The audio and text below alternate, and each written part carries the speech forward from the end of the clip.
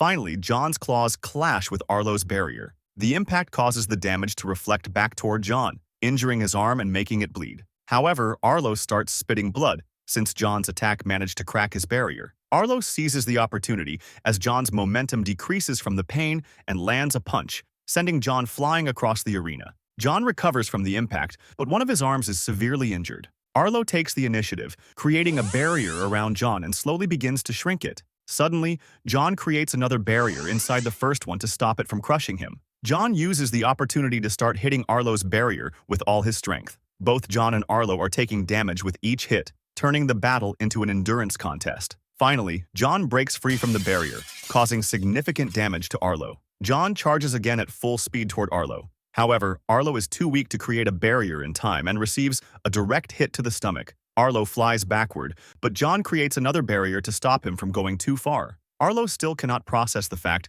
that John is using his own ability against him. In that moment, John delivers a powerful punch to Arlo's face. John continues launching kicks and punches without taking a break. Arlo manages to stop one of John's punches, but before he can react, John headbutts him. Finally, Arlo collapses to the floor, completely defeated. John, not satisfied with this, places his shoe on Arlo's face. John threatens him, saying that if Arlo speaks of what just happened, he'll dethrone him.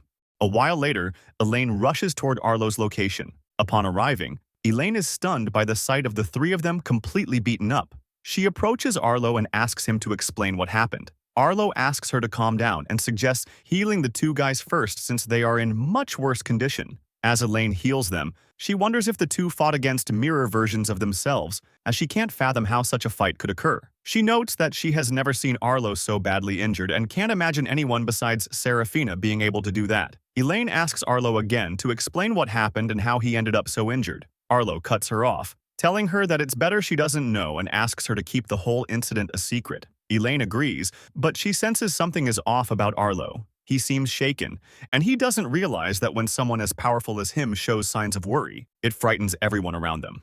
Back in the city, John, severely injured, walks toward his house. He thinks about being betrayed by Claire and now Arlo. His anger boils over, and he throws his bag in frustration. It hits the frame outside his house, alerting Sarah, who has been waiting for John to return. Upon seeing him, Sarah calls his name and picks up his bag. John, shocked by her presence, freezes, especially given his battered condition. Sarah approaches with a smile and says, "It's been a while." Suddenly, John collapses to his knees, the stress finally overwhelming him. When Sarah notices, she rushes toward John to help him. As she holds him, she asks what happened to him. John recalls everything that transpired and starts crying. Feeling vulnerable, he begs Sarah not to look at him in this pathetic state. Sarah, who has always seen John as strong and confident, wonders what could have happened to break him down like this. Sarah helps John stand up and leads him inside the house, wondering what events might have unfolded during her absence. Inside the house, John rests on the sofa while Sarah calls Elaine to ask her to heal him. Elaine picks up Serafina's call, and upon hearing her name, Arlo wonders why she came back earlier. Elaine continues the call and agrees to meet Serafina as soon as possible. Before leaving, she asks Arlo if he's okay. He confirms, but his expression suggests otherwise. Elaine is about to leave when Arlo grabs her arm, making her blush. He reminds her to keep her promise about the incident.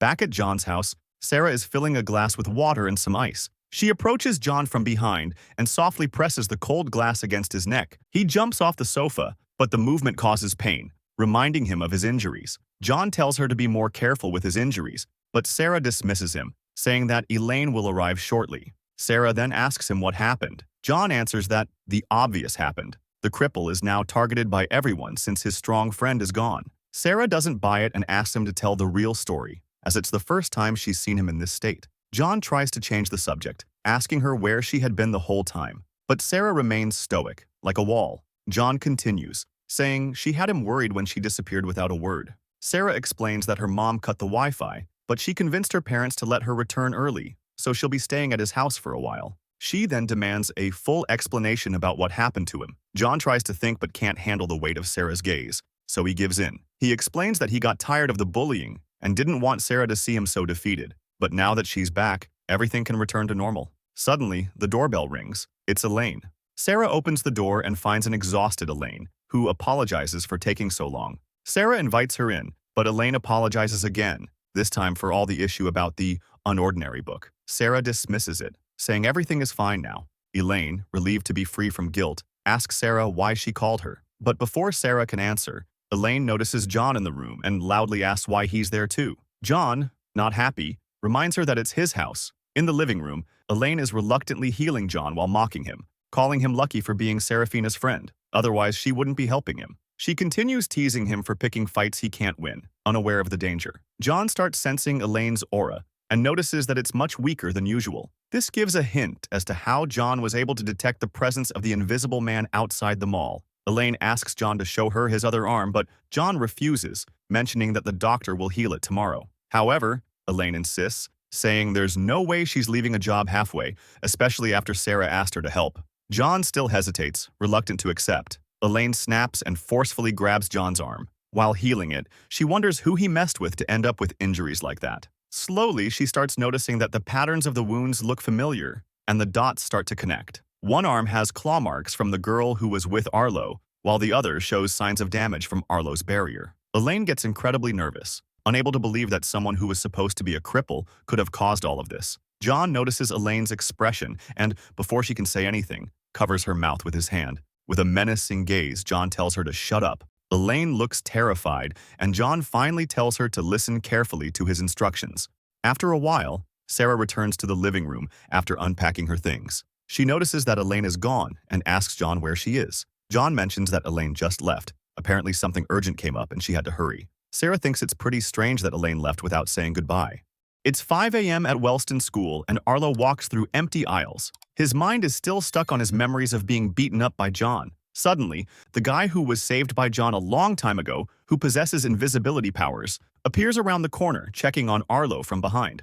In the infirmary, the doctor chats with Keen, the head security at Wellston. Keen tells the doctor that he's tired of the investigation, as he hasn't found anything so far. He mentions that he's scanned all members of the faculty and the guests from the last couple of months, but hasn't found any connections with the authorities. Keen decides to change the topic, saying that he's heard the doctor has a new girlfriend and should at least try to look happier about it. Keen inquires about the doctor's relationship progress, but the doctor asks him to calm down, as it's not serious yet. He adds that he'll be going on another date with her the same week because she has something to tell him. Keen mocks him, telling him to prepare for a breakup. The doctor says Layla, his girlfriend, is a project manager, really smart and very attractive. Keen asks exactly how attractive. The doctor answers with an 11. Suddenly, Arlo appears out of nowhere, causing the doctor to spit his coffee in surprise. Before saying anything important, Arlo congratulates the doctor on getting a super hot girlfriend, much to the doctor's annoyance. The doctor then asks Arlo to explain what happened to his face.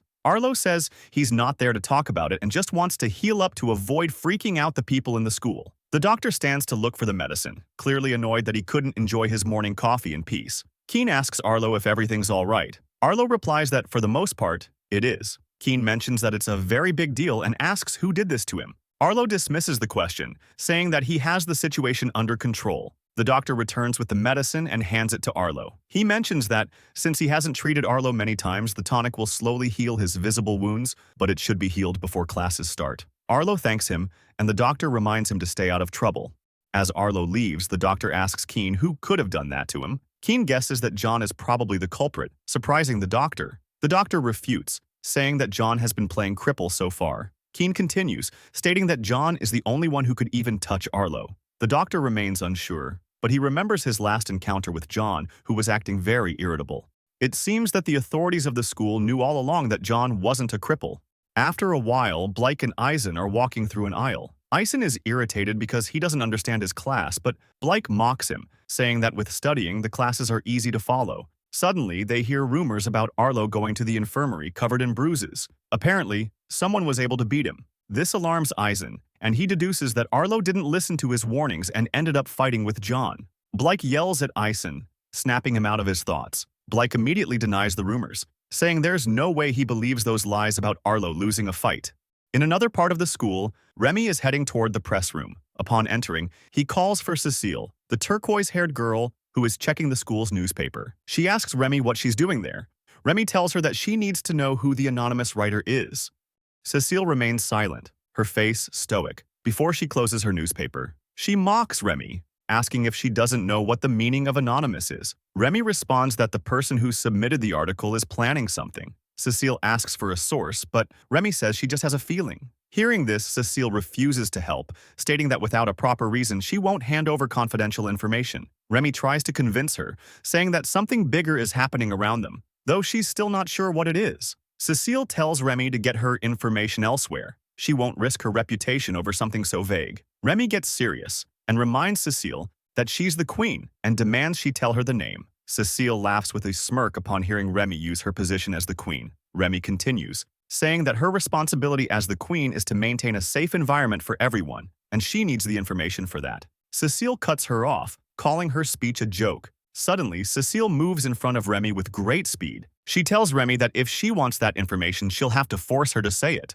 Remy starts shaking, unsure of what to do in this situation. Cecile relaxes and tells Remy that she might have the title, but she's too pathetic to have authority. She adds that Remy should already know how to establish her dominance when she wants something, and reminds her that people won't step out of line if they know their place. Cecile continues, saying that she knows about Remy's encounter with the cripple. Remy didn't just help him, she even let him hit her without any consequences. Angrily, Cecile asks if that's the kind of example Remy wants to set, treating superiors however she wants, even if they are stronger. Remy tries to excuse herself, but Cecile cuts her off, calling her an embarrassment. Suddenly, Cecile adds that Remy is as delusional as her brother, hitting a nerve in Remy. Remy confronts her, demanding that she not speak about Ray in that way. Cecile then asks if Remy is aware of the kind of king her brother was. She tells her that Ray was a king who didn't care about hierarchy, gave low tiers false hope, and burdened high tiers with useless responsibilities. She continues, saying that he left the school in complete chaos, but thankfully Arlo and Serafina were able to fix most of the mess. Remy refutes this, saying that Ray didn't mess up. He just wanted to help everyone and make everyone help each other. Cecile grows tired and tells her that she doesn't know anything, and that kindness and sincerity are just a waste of time. Cecile finishes by saying that Remy's brother was an idealist and a weak king. She tells Remy to learn from his mistakes and move forward. Finally, Remy leaves the press room, her eyes starting to water as she remembers her brother. She wonders if Ray's sacrifice to help others had any worth. Suddenly, she notices another death pool on the billboard and wonders if everything her brother did made any difference. Meanwhile, Arlo is walking down another aisle when his phone buzzes. It's a message from Remy, asking him if he's busy after school. Thanks for watching. I hope you enjoyed the video and don't forget to like and subscribe. See you in the next one. Bye-bye.